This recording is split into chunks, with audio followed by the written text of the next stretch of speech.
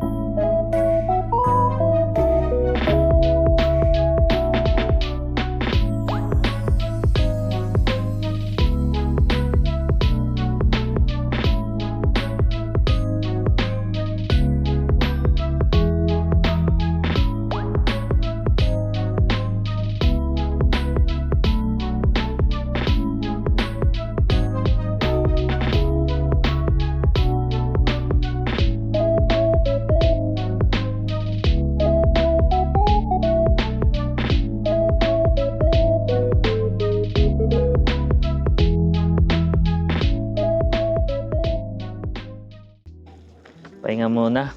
More of tingin-tingin ng mga presyo yung mga ginawa ko. Yung mga kamag-anak ko and mga kaibigan ko na nag-message sa akin, yung mga pinapahanap. Swerte pag online sila, pag naandun ako. So may isa akong pinsan na may nakita naman ako nung item na pinapabili niya na mura nga naman dito compared sa atin, mga less 30% plus yung tax refund pa. Okay na din. Yung ibang mga items dito, parang same lang din halos sa Pilipinas eh. So dito muna, papalamig uli. Tambay-tambay muna. Umalis lang ako dun sa ruta ng mga turista. Iniisip ko kung pwede inumin yung tubig dyan sa fountain.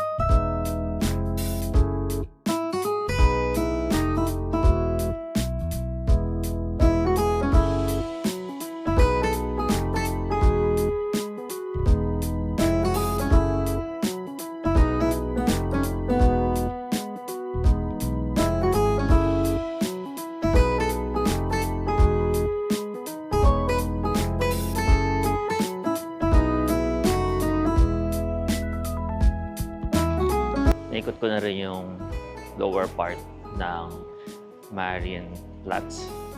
Mas maganda pa rin talaga pataas. Medyo madami ng tao ngayon.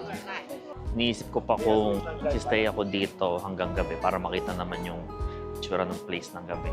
Or may isa akong gusto puntahan na kailangan pa sumakay ng tren.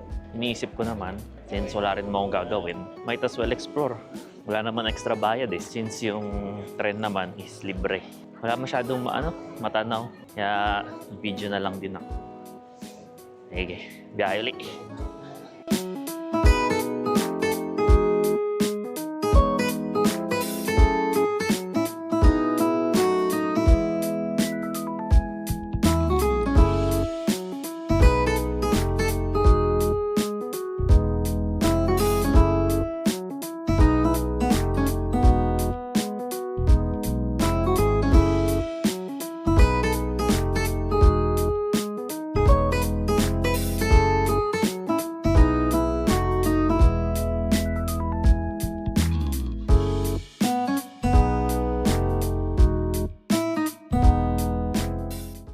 So, sinadya ko na rin puntahan Terrace Swiss. Itong location na to.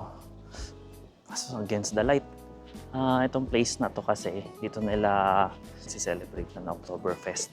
So, akala ko para mga tent na inuman lang.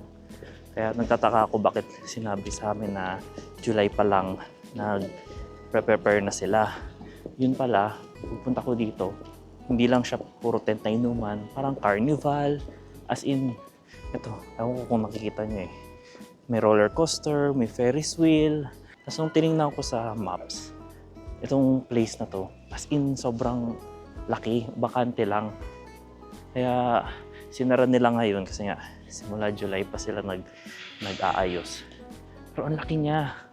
Parang saya talaga dito. Sayang lang kasi ang start na Oktoberfest nila is September 21. Sakto naman, September 21 na alis na kami. Sayang kung makapag-stay man lang kami isang araw, nakita namin yung parang grand opening.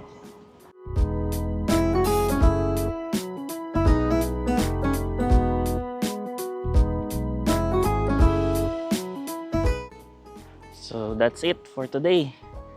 Puntahan ko na yung mga gusto kong puntahan. At least nasilip ko naman yung mga lugar na hindi talaga sabihin nating tourist spot. So yun na for today. Mabalik na ako sa hotel. Sige, bukas ulit.